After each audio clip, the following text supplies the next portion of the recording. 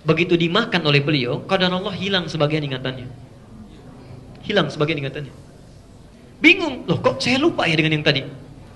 Dibaca kitab diingat lupa lagi. Apa salah saya ini? Apa salah saya?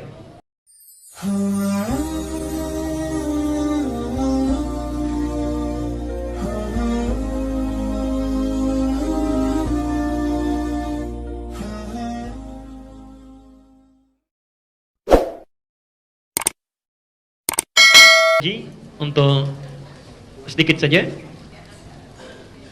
menyampaikan kisah tentang Bashir. Ya. Saya cukupkan atau mau saya sampaikan? Saya persingkat. Bapak Ibu sekalian, ada yang namanya Bashir, seorang soleh. Ya, bukan Basit, Bashir. Bashir. Orangnya soleh, baik luar biasa dan senang ikut ta'lim.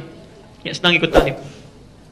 Satu kali pulang dari ta'lim, ya, beliau jalan di tepian kebun, lewat dari situ. Sudah agak jauh, ya, begitu beliau menyimpan kitabnya di tangannya sambil berjalan begini, tiba-tiba qadarullah melihat ke sebelah kirinya didapati satu apel yang sedang hanyut. Ya, satu buah apel hanyut. Dan suasana sedang lapar. Ya, saya mau tanya ya, pelan-pelan. Kalau ada satu buah atau tumbuhan, ya, terlepas dari pohonnya, kemudian keluar dari arealnya, itu haknya masih hak pemilik kebun atau hak umum? Dari mana taunya? Cepat sekali jawabnya, umum gitu ya. Ayo, kalau ada buah jatuh dari tukang buah tuh, lewat dari situ. Baik. Lihat kaidah utamanya ya, kaidah utamanya. Jangankan keluar areal. Anda punya pohon mangga, misal. Pohon mangganya merambat ke jalan umum atau ke rumah tetangga, kalau berbuah itu hak tetangga dan hak umum.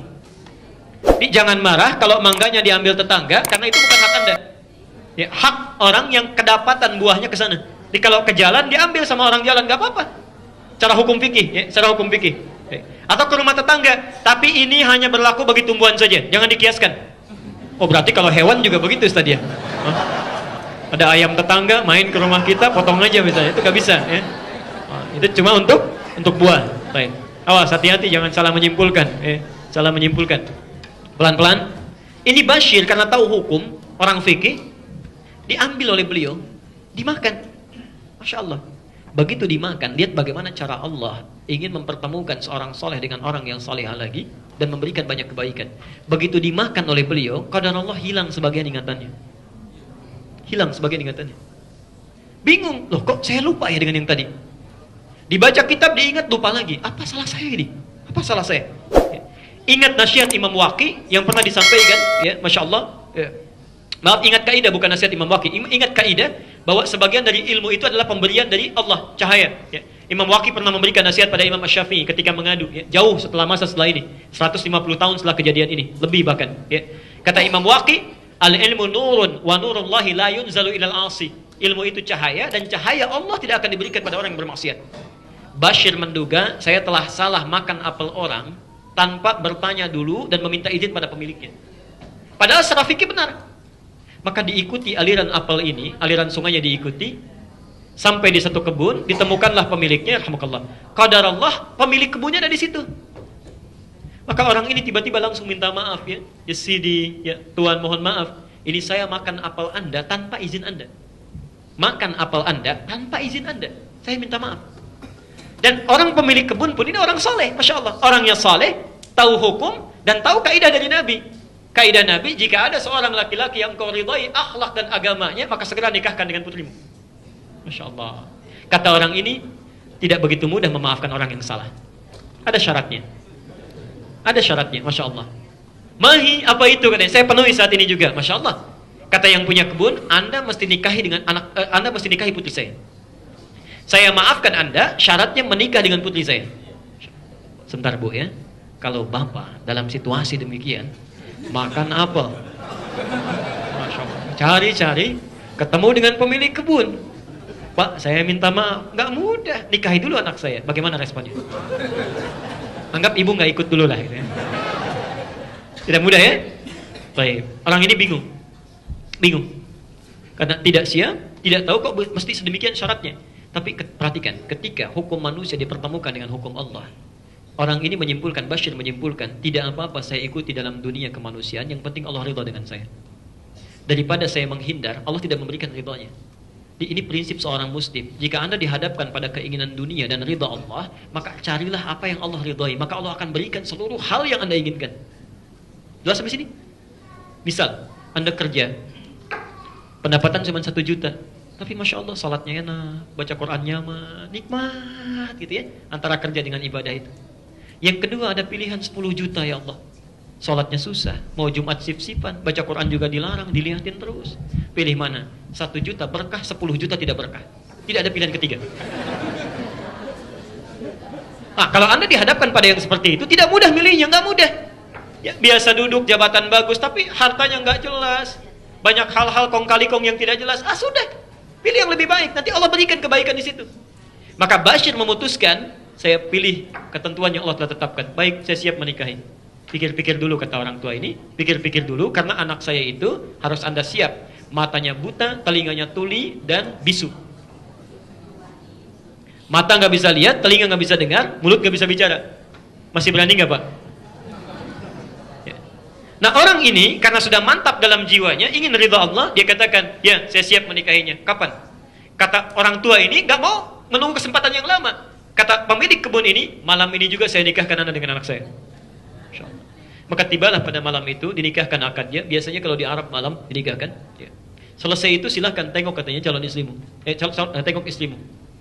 Masuklah ke satu kamar, ya, ditunjukkan, diketok pintunya, ya, dan mengucapkan salam. Ini adabnya. Ya. Memang paham istrinya nggak bisa bicara, tapi tidak ada salahnya mengucapkan salam. Ya mungkin dijawab di hatinya. Ingat ya, di satu ruangan yang Anda tinggalkan kalau kosong itu ada setan yang menunggui. Dan cara mengusirnya menggunakan salam. Ya.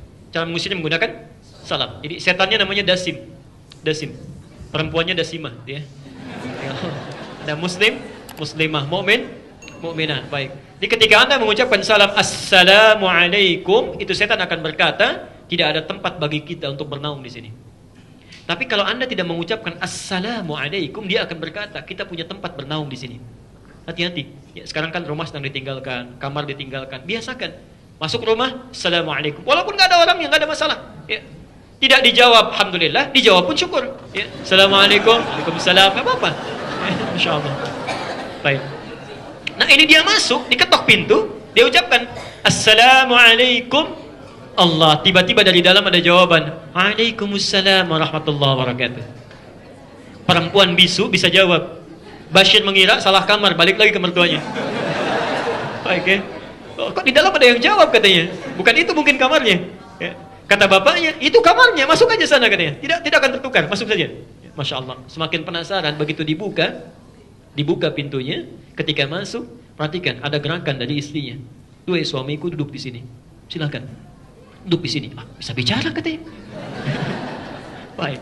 Kemudian kan menunjuk di sini, melihat ya ke pintu, duduk di sini, berarti bisa lihat. Kalau dia bisa jawab plus bisa dengar kan? Bisa dengar, bisa jawab, bisa lihat. Semakin aneh orang ini. Allah, apa yang terjadi katanya? Begitu dibuka hijabnya, Masya Allah, ternyata itu perempuan paling cantik di desanya, yang sangat diperebutkan oleh banyak orang. Tidak diberikan pada ayahnya, menunggu orang soleh datang.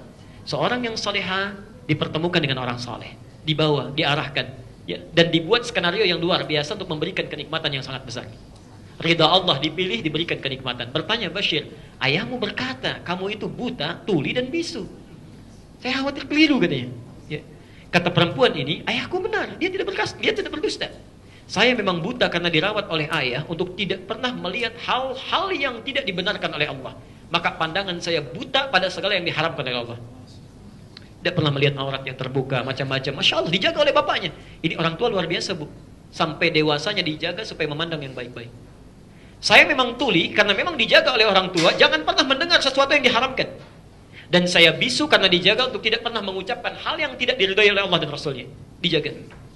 Maka Masya Allah, menikahlah dua orang ini. Perhatikan, seorang yang belum pernah menikah, kemudian orang yang soleh, dekat dengan Allah, diberikan ujian, dibuat lupa, nyari, dikasih pilihan yang sulit, tapi diikuti hukum Allah. Allah berikan bukan cuma apelnya, kebunnya, pemilik apelnya, plus anak yang punya apelnya. Masya Allah, seluruhnya Allah berikan, ya. Tapi jangan jadikan alasan pulang dari sini Anda cari apel. Tidak ada hubungannya, ya, nggak ada hubungannya. Nah, dari pernikahan inilah kemudian lahir seorang anak diberi nama Nu'man, dikenal dengan Nu'man bin Bashir. Kelak dewasa akan dikenal dengan Abu Hanifah. 40 tahun anak ini setelah tubuh dewasa, selama 40 tahun tidak pernah batal wudunya antara Isya dengan subuh. Abu Hanifah tidak pernah batal wudunya selama 40 tahun. Ya.